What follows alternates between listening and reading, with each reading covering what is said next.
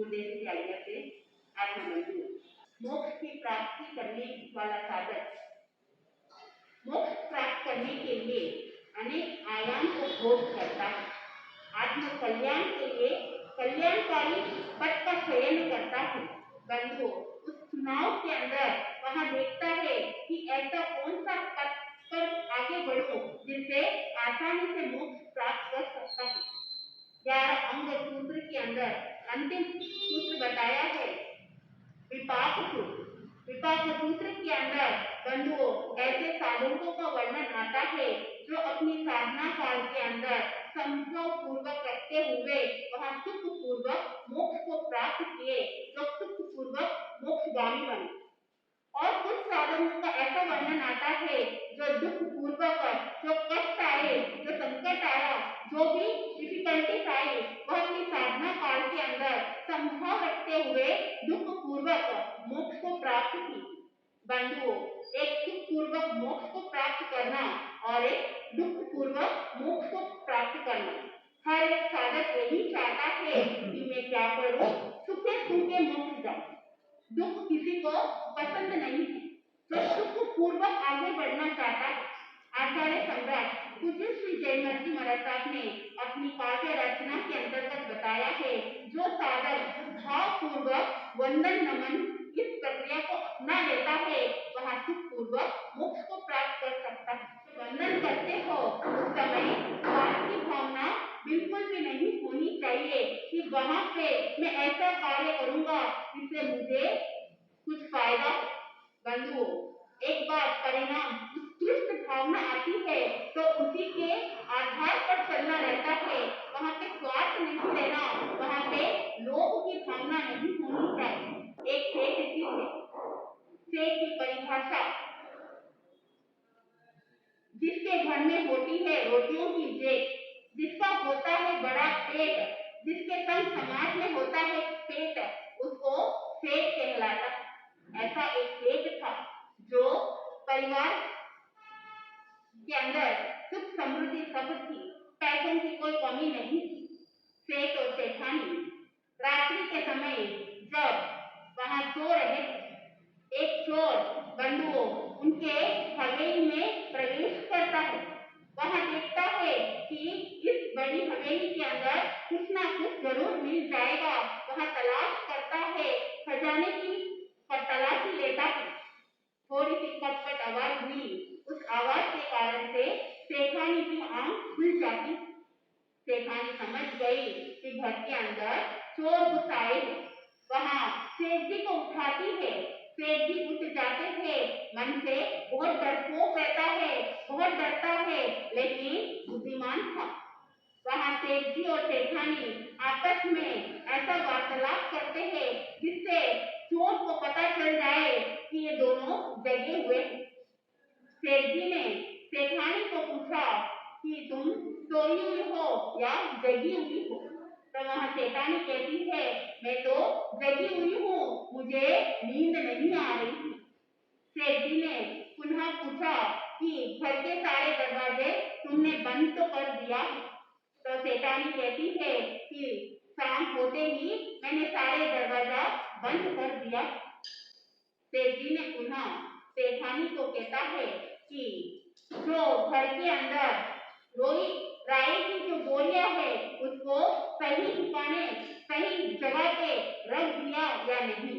सेठानी कहती वहां पर सेठ जी को कि राई की बोरिया कोई सोना चांदी थोड़ी है जो उसको मैं अंदर सलामती से रखूं। वहां मजाक करने लगे।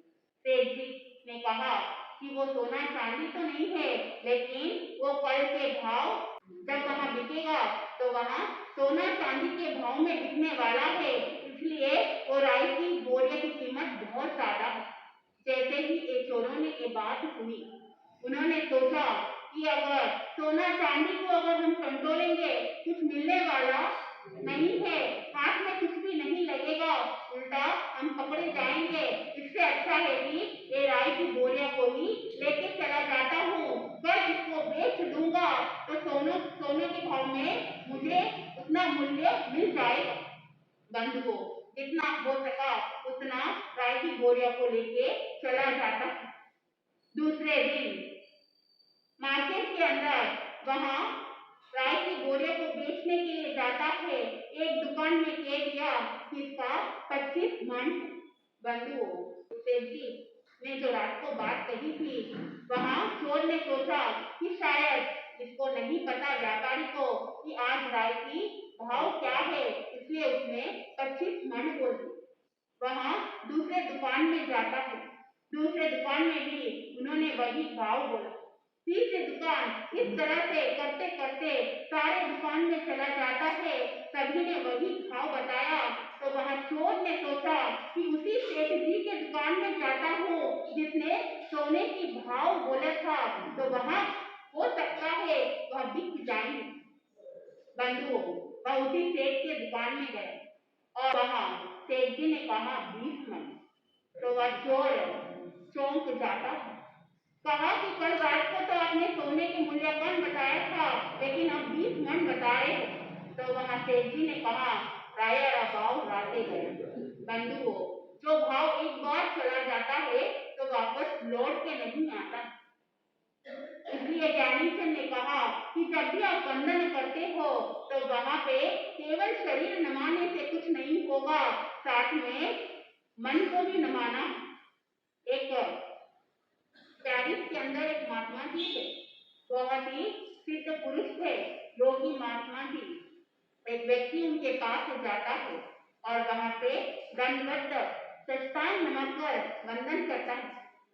वहां महात्मा जी तो ध्यान में थे और वहां वह व्यक्ति कहता है कि मुझे आपसे कुछ सवाल करना है, मैं यहाँ पे इस प्रश्न का उत्तर मांगने के लिए आया हूँ, आप क्या जवाब दोगे या नहीं दोगे?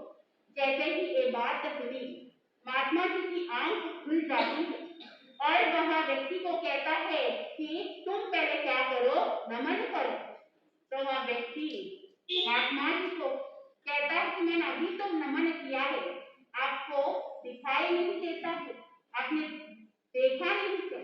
तब वहां से महात्मा जी ने कहा तुम तो शरीर से नमे हो, लेकिन भाव से नहीं नमे।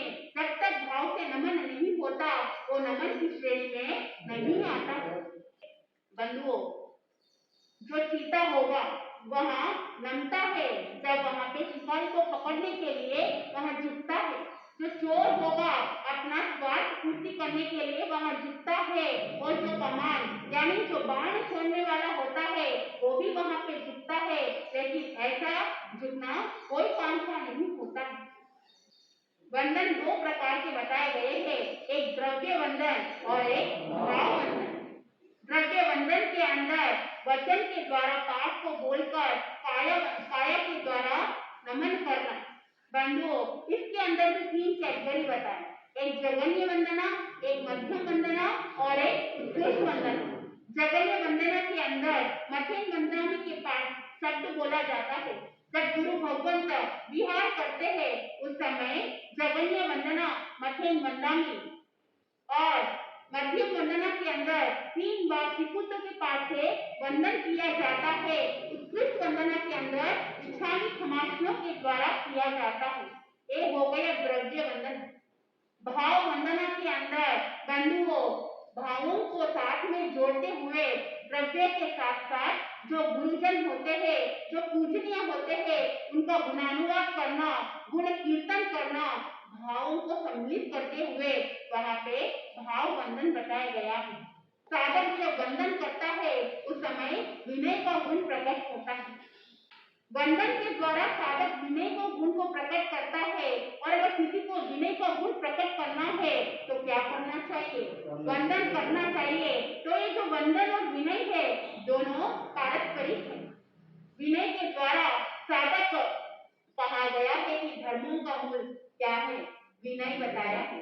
सभी रसों का मूल पानी है, ठीक उसी प्रकार सभी धर्म का मूल विनय बताया गया है। बंधुओं, अगर बिल्डिंग की नींव अगर स्ट्रॉन्ग नहीं होगी तो बिल्डिंग क्या हो जाएगा? कभी भी गिर सकती है। तो उसके लिए आपको नींव को मजबूत बनानी होगी। तो ठीक उसी प्रकार अगर आपको धर्म के अंदर स्ट्रॉन्गनेस लेके आना है तो आपको क्या करना है, विनय के गुण को अपनाना होगा। बंधुओं, विनय किसे कहते हैं? विनय यानी कोमलता, विनय यानी नम्रता, विनय यानी सरलता। जो अपने आराध्य होते हैं उन आराध्य के प्रति सर्व समर्पित के भाव लेके आना विनय कहा गया है। प्रथम कड़ी के अंदर नमो अनंत 24 ऋषभादिक महावीर इन आर्य क्षेत्र में भारी धर्म थी। वहां साधक विनय पूर्वक वहां वंदन करेगा इनको, जो अनंत 24 बताई गई है। भूतकाल, वर्तमान काल और भविष्य काल के अंदर जितनी भी 24 बताई गई है उनको भाव पूर्वक वहां वंदन नमन करेगा। इन आर्य क्षेत्र में गाली धर्मी थी। बंधुओं, आर्य क्षेत्र, आर्य किसको कहते हैं? सामान्यतः भाषा के अंदर आर्य यानी उच्च, आर्य यानी श्रेष्ठ, आर्य यानी सज्जन, सभ्य, संस्कारित, ये सामान्य भाषा में बताया गया।